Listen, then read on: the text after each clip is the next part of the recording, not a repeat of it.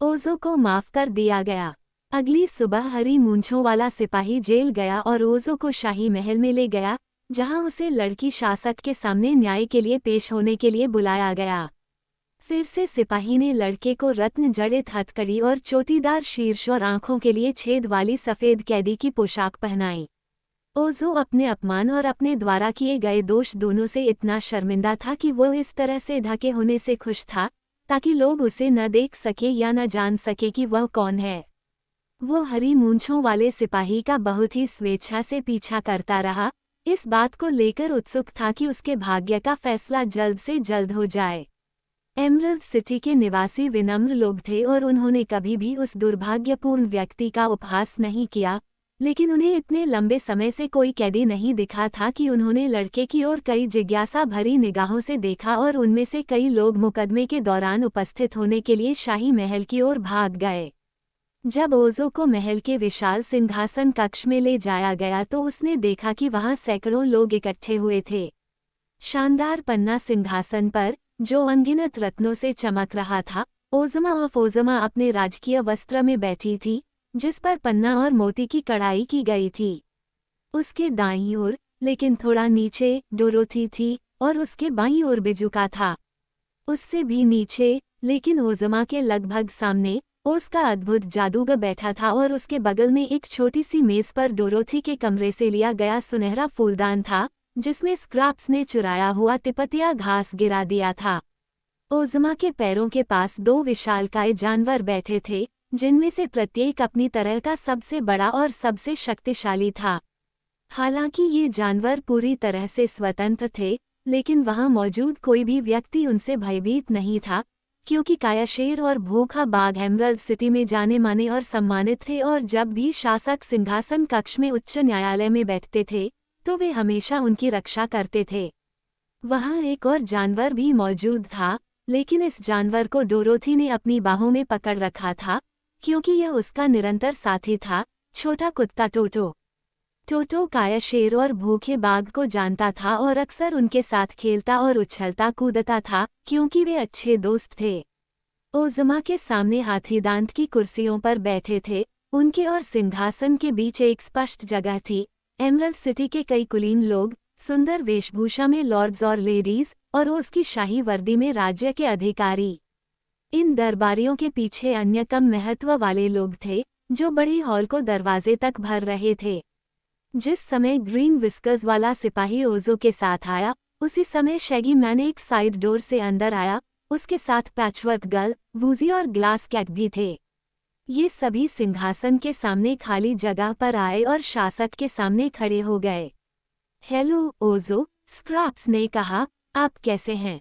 ठीक है, उसने उत्तर दिया, लेकिन दृश्य ने लड़के को भयभीत कर दिया और उसकी आवाज डर से थोड़ी कांप उठी।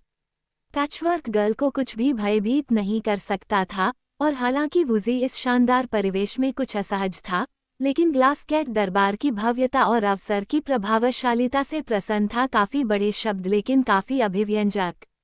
ओज़मा के इशारे पर सिपाही ने ओजो का सफेद लबादा उतार दिया और लड़का उस लड़की के सामने खड़ा हो गया जो उसकी सजा तय करने वाली थी। उसने एक नज़र में देखा कि वो कितनी प्यारी और प्यारी थी, और उसका दिल खुशी से झूम उठा, क्योंकि उसे उम्मीद थी कि वह दयालु होगी। ओज़मा बहुत देर तक कैदी को देखती रही। फिर उसने धीरे से कहा, उसके नियमों में से एक के अनुसार किसी को भी 6 पत्तियों वाला तिपतिया घास नहीं तोड़ना चाहिए। आप पर इस कानून को तोड़ने का आरोप है, जबकि आपको ऐसा न करने की चेतावनी दी गई थी। ओजो ने अपना सिर झुका लिया और जब वो ये सोचने में झिझक रहा था कि कैसे जवाब दे, पैचवर्क गर्ल आगे बढ़ी और उसकी ओर से बोली, ये सारा हंगामा बिल्कुल भी बेकार है, उसने ओज़मा का सामना करते हुए कहा। तुम ये साबित नहीं कर सकते कि उसने 6 पत्तों वाला तिपतिया घास तोड़ा है, इसलिए तुम्हें उस पर आरोप लगाने का कोई अधिकार नहीं है। अगर तुम चाहो तो उसकी तलाशी लो, लेकिन तिपतिया घास नहीं मिलेगी। उसकी टोकरी में देखो और पाओगे कि वह वहाँ नहीं है। उसके पास वह नहीं है, इसलिए मैं मांग करती हूँ कि तुम इस बेचारे मंचकिन लड़के को आज़ाद कर दो। ओज के लोगों ने इस अवज्ञा को आश्चर्य से सुना और उस विचित्र पैचवर्क लड़की पर आश्चर्य व्यक्त किया जिसने उनके शासक से इतनी निर्भीकता से बात करने की हिम्मत की। लेकिन ओज़मा चुपचाप और निश्चल बैठी रही और यह छोटा जादूगर था जिसने स्क्रैप्स का उत्तर दिया। तो तिपतिया घास नहीं तोड़ी गई है न? उसने कहा। मुझे लगता है कि तोड़ी गई है। मुझे लगता है कि लड़के ने इसे अपनी टोकरी में छिपा दिया था और फिर टोकरी तुम्हें दे दी। मुझे ये भी लगता है कि तुमने तिपतिया घास को इस फूलदान में गिरा दिया था जो राजकुमारी डोरोथी के कमरे में रखा था, ताकि इसे फेंककर लड़के को दोषी साबित न किया जा सके।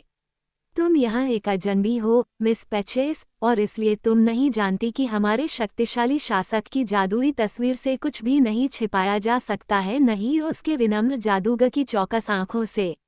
देखो तुम सब। इन शब्दों के साथ उसने अपने हाथों को मेज पर रखे फूलदान की ओर लहराया, जिसे स्क्रैप्स ने पहली बार देखा था।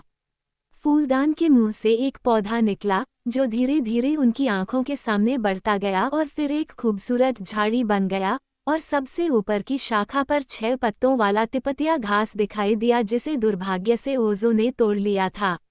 पैचवर्क गर्ल ने तिपतिया घास को देखा और कहा, ओह, तो तुमने इसे पा लिया है। बहुत बढ़िया, अगर तुम साबित कर सकती हो कि उसने इसे तोड़ा है। ओज़मा ओज़ो की ओर मुड़ी। क्या तुमने 6 पत्तियों वाला तिपतिया घास तोड़ा? उसने पूछा। हाँ, उसने जवाब दिया। मुझे पता था कि यह कानून के खिलाफ है, लेकिन मैं अंकल ननकी को बचाना चाहता था और मुझे डर था कि अगर मैंने इसे लेने के लिए आपकी सहमति मांगी तो आप मुझे मना कर देंगे। तुमने ऐसा क्यों सोचा? शासक ने पूछा। क्यों? यह मुझे एक मूर्खतापूर्ण कानून लगा, अन्यायपूर्ण और अनुचित। अब भी मुझे 6 पत्तों वाला तिपतिया घास चुनने में कोई बुराई नहीं दिखती।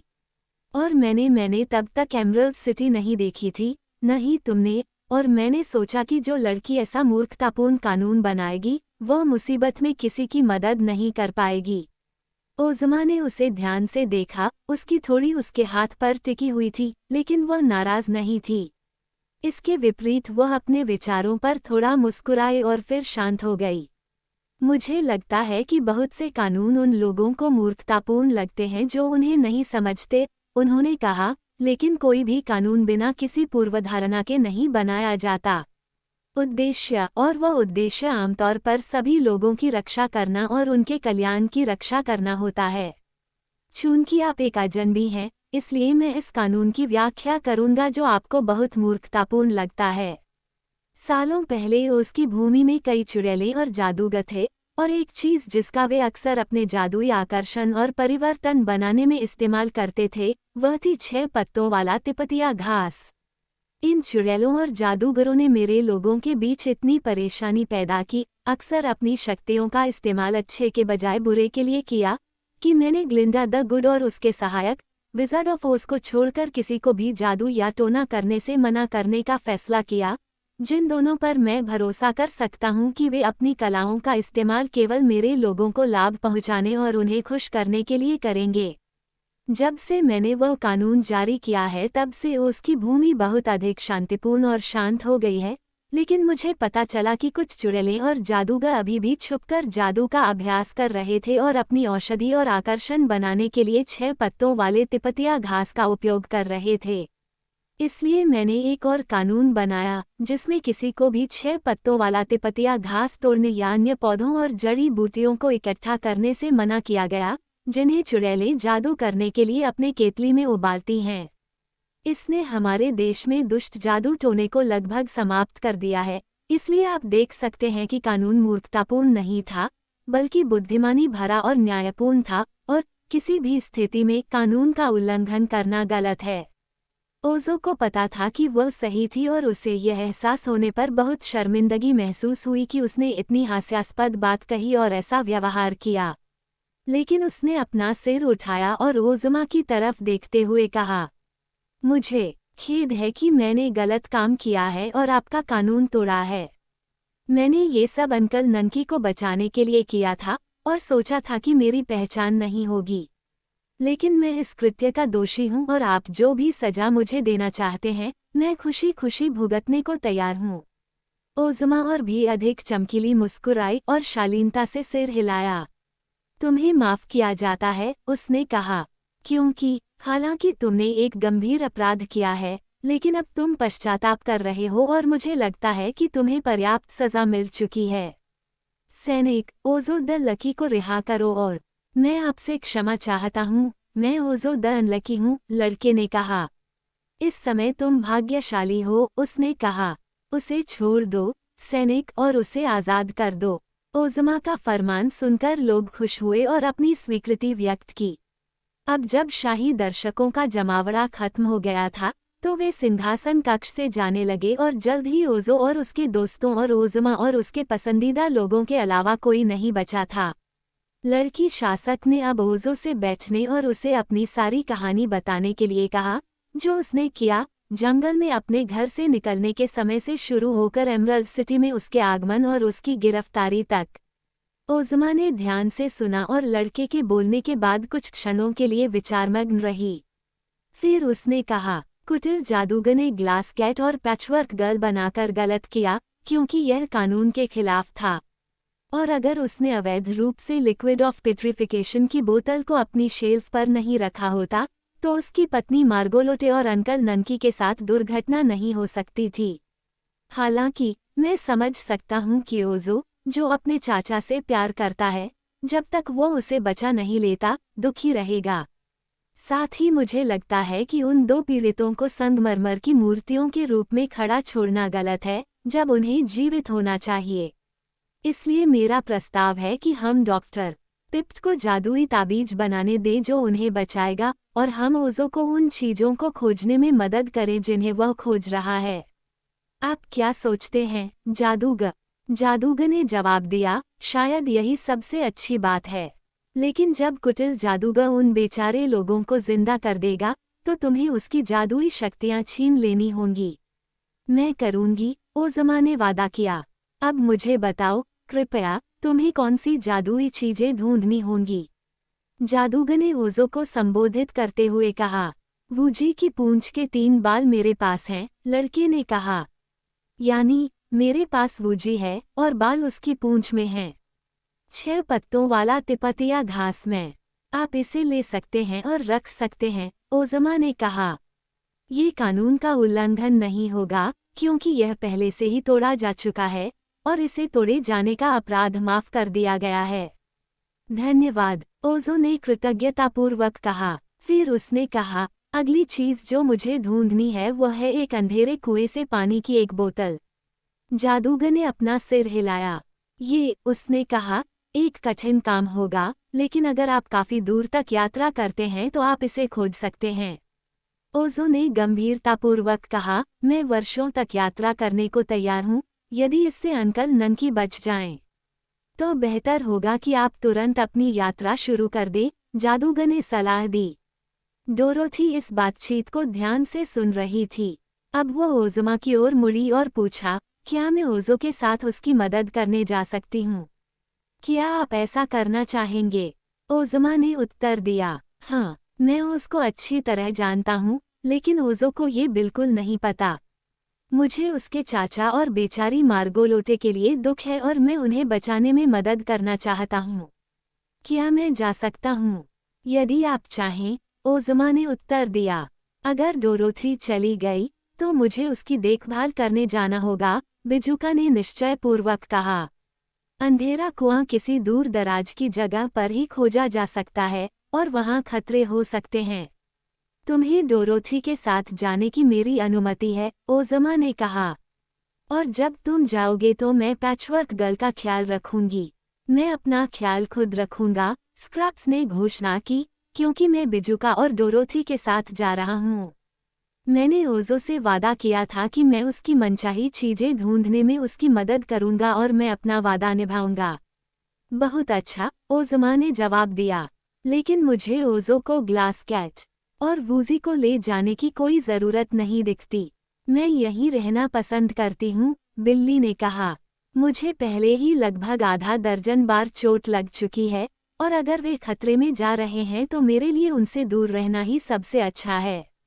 ओज़ो के वापस आने तक जेलिया जाम को उसे अपने पास रखने दो, डोरोथी ने सुझाव दिया। हमें वूजी को भी ले जाने की जरूरत नहीं होगी, लेकिन उसकी पूंछ में 3 बाल होने की वजह से उसे बचा लेना चाहिए। मुझे भी साथ ले चलो, वूजी ने कहा। मेरी आंखों से आग निकल सकती है और मैं थोड़ा सा गुर्रा भी सकता हूँ। मुझे यकीन है कि तुम यहाँ सुरक्षित रहोगे, ओज़मा ने फैसला किया, और वूजी ने योजना पर कोई और आपत्ति नहीं की। आपस में सलाह मशविरा करने के बाद उन्होंने तय किया कि ओज़ो और उसके दल को अगले ही दिन अंधेरे कुएं से पानी की तलाश के लिए निकल जाना चाहिए, इसलिए वे अब यात्रा की तैयारी करने के लिए अलग हो गए। ओज़मा ने मंचकिन लड़के को उस रात के लिए महल में एक कमरा दिया और दोपहर को उसने डोरोथी के साथ बिताया जैसा कि उसने कहा, और शैगी मैन से सलाह ली कि उन्हें कहाँ जाना चाहिए। शैगी मैन उसके कई हिस्सों में भटक चुका था, और डोरोथी भी, उस मामले में, फिर भी उनमें से कोई भी नहीं जानता था कि अंधेरा कुआं कहाँ मिलेगा। अगर ऐसी कोई चीज़ ऑस्ट्रेलिया के बसे हुए इलाकों में कहीं है, डोरोथी ने कहा, तो शायद हमने बहुत पहले ही इसके बारे में सुन लिया होता। अगर ये देश के जंगली इलाकों में है, तो वहाँ किसी को भी अंधेरे कुएं की जरूरत नहीं होगी। शायद वहाँ ऐसी कोई चीज़ नहीं है। ओह, ऐसा अवश्य होगा, ओज़ो ने सकारात्मक रूप से उत्तर दिया, वरना डॉक्टर पिप्ट के नुस्खे में इसकी आवश्यकता नहीं होती। ये सच है, डोरोथी ने सहमति जताई, और अगर ये उसकी भूमि में कहीं भी है, तो हम इसे ढूंढ ही लेंगे। खैर, हमें इसे खोजना ही होगा, किसी भी तरह, बिजुका बोला। जहाँ तक इसे खोजने की बात है, तो हमें किस्मत पर भरोसा करना होगा। ऐसा मत करो, ओज़ो ने गंभीरता से विनती की। मुझे ओज़ो द अनलकी कहा जाता है, तुम्हें पता है।